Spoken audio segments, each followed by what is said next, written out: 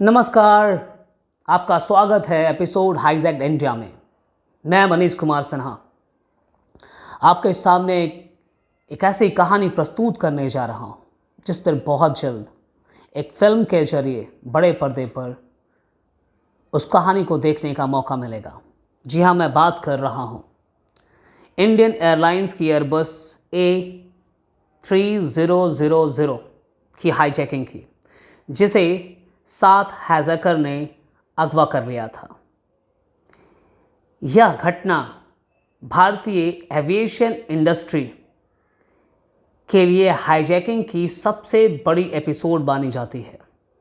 वैसे तो 1970 के दशक और 1980 के दशक, इवन 1990 के दशक में भी भारत में कई बार प्लेन का हाईजैक किया गया, परंतु वर्ष 1984 में एक महीने के अंतराल में 2 ऐसी घटनाएं घटी और 24 अगस्त 1984 की जो घटना घटी उसे याद करके आज भी सभी भारतीयों की सांसें रुक जाती हैं। और इसी विषय पर अक्षय कुमार की फिल्म बेल बॉटम रिलीज होने वाली है। 24 अगस्त 1984, 7 हाईजैकर्स। फ्लाइट A421, जिसे आमतौर पर IC421 कहा जाता है, उसे अगवा कर लिया गया। अगवा करने के बाद इस फ्लाइट को लाहौर, कराची और अंत में दुबई में लैंड कराया गया। उस समय UAE के तत्कालीन रक्षा मंत्री शेख मोहम्मद बिन राशिद अल मखदूम के हस्तक्षेप के बाद उस फ्लाइट के सभी यात्रियों को सुरक्षित रूप से रिहा करवा लिया गया। कहा जाता है कि हाईजैकर इस समय खालिस्तान जिंदाबाद के नारे लगा रहे थे। ये वही दौर था जब पंजाब में कई सारे आतंकवादी संगठन सक्रिय थे। ये वही दौर था जब पंजाब में खालिस्तानी अलगाववादी सक्रिय थे। आइए जानते हैं इस घटना को किस प्रकार से अंजाम दिया गया और इस घटना के पश्चात भारत की सरकार ने किस प्रकार से अपनी डिप्लोमेटिक रणनीति बनाई।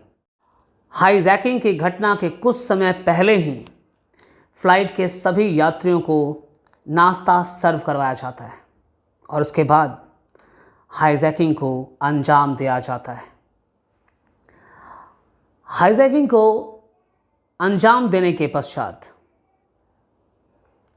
पायलट को आदेश दिया जाता है कि सबसे पहले फ्लाइट को अमृतसर के गोल्डन टेम्पल के चक्कर लगाने हैं और इस समय इस फ्लाइट का संचालन कैप्टन VK मेहता कर रहे थे। जैसा कि आदेश मिला था कि गोल्डन टेम्पल के चक्कर लगानी है, कैप्टन VK मेहता ने फ्लाइट को अमृतसर की ओर ले गए और गोल्डन टेम्पल के 2 चक्कर लगाए गए। इसके बाद हाईजैकर्स ने फ्लाइट को लाहौर की तरफ ले जाने की आदेश दिया। फ्लाइट लाहौर की तरफ रवाना होती है और जब लाहौर में फ़्लाइट को लैंड करवाया जाता है उस समय हाईजैकर कहते हैं हमारी आखिरी मंजिल अमेरिका है। पर जब फ़्लाइट लाहौर पहुंचती है तो लाहौर एयरपोर्ट अथॉरिटीज़ इस फ़्लाइट को लाहौर में लैंड कराने की मंजूरी नहीं देते हैं। 80 मिनट तक यह फ़्लाइट लाहौर एयरपोर्ट के ऊपर घूमती रहती है। 80 मिनट के पश्चात लाहौर एयरपोर्ट अथॉरिटी इस फ़्लाइट को लाहौर में लैंड करवाने की अनुमति देती है और उस वक्त कहा जाता है कि फ़्लाइट में रिफ्यूलिंग के लिए इसे लाहौर में मजबूरन लैंड करवाया जा रहा है। और उस समय की तत्कालीन सरकार उस फ़्लाइट को जल्द से जल्द लाहौर से रवाना कर देना चाहती है। कहा जाता है कि ये हाईजैकर्स फ्लाइट को तो अगवा कर चुके थे, परंतु इनके पास कोई बड़ी रणनीति नहीं थी, क्योंकि ये इस फ्लाइट को अमेरिका ले जाना चाहते थे। परंतु उन्हें ये नहीं पता था कि अमेरिका में बोइंग को उड़ान भरने की इजाज़त नहीं है। इसके पश्चात जब इस विषय के बारे में, इस बात के बारे में हाईजैकर्स को पता चलता है, तो ये हाईजैकर्स लाहौर के अधिकारियों को घेर लेते हैं और उनसे संभावित जगह के बारे में पूछते हैं। इस समय पाकिस्तान में भारत के उच्च आयुक्त के.डी. शर्मा थे। उन्होंने उस वक्त पाकिस्तान के तत्कालीन प्रधानमंत्री जनरल जियाउल हक से बातचीत की, मुलाकात की और भारतीय प्रधानमंत्री इंदिरा गांधी की संदेश को उन तक पहुंचाया और कहा कि लाहौर में जिस फ्लाइट को लैंड करवाया गया है उसे कदापि लाहौर से टेक ऑफ करने ना दिया जाए। परंतु पाकिस्तान की तत्कालीन प्रधानमंत्री इस अपील को खारिज कर देते हैं और फ्लाइट को टेक ऑफ करने की इजाज़त दे देते हैं। एक इंटरव्यू में के.डी. शर्मा ने कहा कि एक छोटा सा कमांडो ऑपरेशन करवाकर उस फ्लाइट को रेस्क्यू करवाया जा सकता था, क्योंकि हाईजैकर्स नर्वस थे और उनके पास बहुत ज़्यादा असला बारूद भी नहीं था। परंतु पाकिस्तान की सरकार उस वक्त हमारे साथ जिस तरह से पेश आई वो संदेहास्पद था। इसके बाद हाईजैकर्स कैप्टन वी.के. मेहता के सर पर रिवॉल्वर तान देते हैं और उन्हें आदेश दिया जाता है कि इस फ्लाइट को टेक ऑफ करें। ये रिवॉल्वर भी भारत और पाकिस्तान के बीच में और उनके बीच के संबंध को खराब करने का कारण बनी है, क्योंकि यात्रियों का कहना था कि लाहौर पहुंचने के पहले तक किसी भी हाईजैकर्स के पास कोई रिवॉल्वर नहीं थी। उस फ्लाइट पे बैठे 2 ब्रिटिश नागरिकों का कहना था कि लाहौर एयरपोर्ट पर जब फ्लाइट को लैंड करवाई गई तो लाहौर एयरपोर्ट पर हाईजैकर्स को एक पार्सल दिया गया था और उसी पार्सल से रिवॉल्वर निकाली गई थी। अब सवाल ये था कि शुरुआत में लाहौर में फ़्लाइट को लैंड कराने की मंजूरी नहीं दी गई। 80 मिनट के बाद फिर लाहौर में फ़्लाइट को लैंड करवाने की मंजूरी दी गई, ये कहते हुए कि फ़्लाइट को रिफिलिंग करना था, क्योंकि उसमें फ्यूल ईंधन कम हो पड़े थे। अब ये एक बहाना था या सोची समझी चाल, ये कहना मुश्किल है, काफ़ी कठिन भी हो सकती है, पर अंदाज़ा लगाया जा सकता है कि वहाँ हुआ क्या होगा। हाईजैकर्स फ़्लाइट को बहरीन ले जाना चाहते थे, परंतु कैप्टन वी.के. मेहता फ़्लाइट की कंडीशन का हवाला देते हुए ऐसा करने से इनकार कर देते हैं। फिर फ़्लाइट को कराची एयरपोर्ट ले जाया जाता है और वहाँ 1 घंटे के इंतज़ार के पश्चात फ़्लाइट को पुनः टेक ऑफ करने की आदेश दी जाती है। फ़्लाइट टेक ऑफ करके दुबई पहुँचती है। दुबई एयरपोर्ट पर इस फ़्लाइट को लैंड करवाने की मंजूरी नहीं मिलती है, जबकि captain VK. Mehta Dubai airport authority से लगातार गुजारिश कर रहे थे कि इस फ़्लाइट को जल्द से जल्द लैंड करवाया जाए। यहाँ तक कैप्टन वी.के. मेहता दुबई के एयरपोर्ट अथॉरिटी को अल्लाह का वास्ता देते हैं, फिर भी वहाँ की अथॉरिटी उनकी किसी भी अपील को नहीं मानते हैं। सुबह 4:50 इस वक्त दुबई एयरपोर्ट अथॉरिटी इस फ़्लाइट को दुबई में लैंड करवाने की अनुमति देते हैं। जिस वक्त ये अनुमति प्रदान होती है उस वक्त इस फ़्लाइट के पास सिर्फ 5 मिनट की ईंधन बची हुई थी।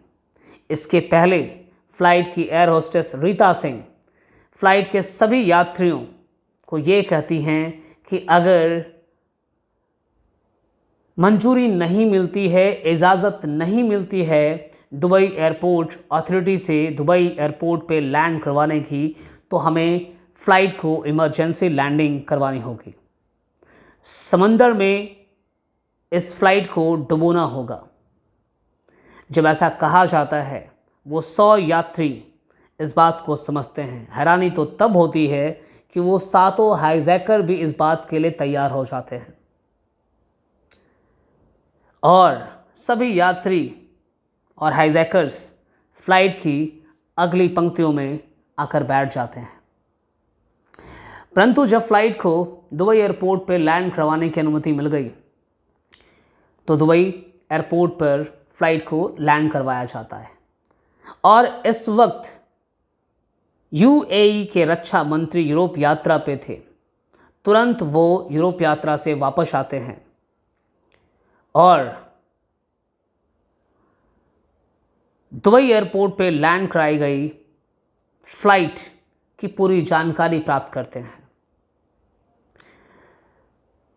दुबई पहुंचने के पश्चात सुबह 8 बजे दुबई के रक्षा मंत्री शेख मोहम्मद बिन राशिद अल मखतूम दुबई एयरपोर्ट अथॉरिटी की कम्युनिकेशन टावर पर पहुंचते हैं।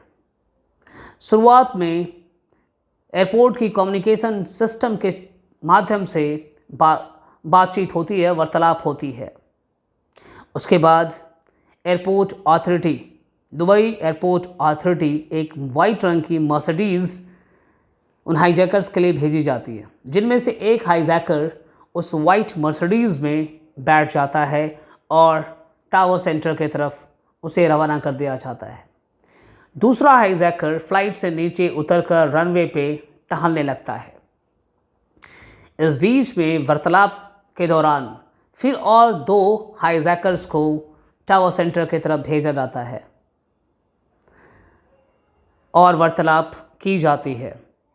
जब वक्त ज़्यादा होने लगता है तो बचे हुए हाईजैकर्स परेशान होने लगते हैं और वो अनाउंस करते हैं कि अगर उनके साथियों को जल्द से जल्द नहीं भेजा जाएगा तो इस फ़्लाइट को उड़ा दिया जाएगा। उनके साथियों को भेजा जाता है और ये साथी फिर आपस में सलाह मशवरा करना शुरू करते हैं। इस बीच यूएई की सरकार भारत को हर संभव सहायता कर रहे थे। भारत की एक गुप्त फ़्लाइट दुबई पहुंच चुकी थी जो इस पूरे ड्रामा को देख रही थी, उस पर नज़र रख रही थी। इसके पश्चात सलाह मशवरा करने के पश्चात उन सातों हाईजैकर्स को एक अनाम जगह पर भेज दिया जाता है और सारे यात्रियों को फ़्लाइट से सुरक्षित उतार लिया जाता है, रिहा करवा लिया जाता है। बीच दुबई के पुलिस कर्नल दाही खालफान तामीन मीडिया को बताते हैं कि सभी हाईजैकर्स को हिरासत में ले लिया गया है। कुछ ऐसी ही कहानी है आपके फिल्म बेल बॉटम की। आज के लिए इतना ही, मिलते हैं हाईजैक इंडिया की एपिसोड 2 में। तब तक के लिए जय हिंद, जय भारत।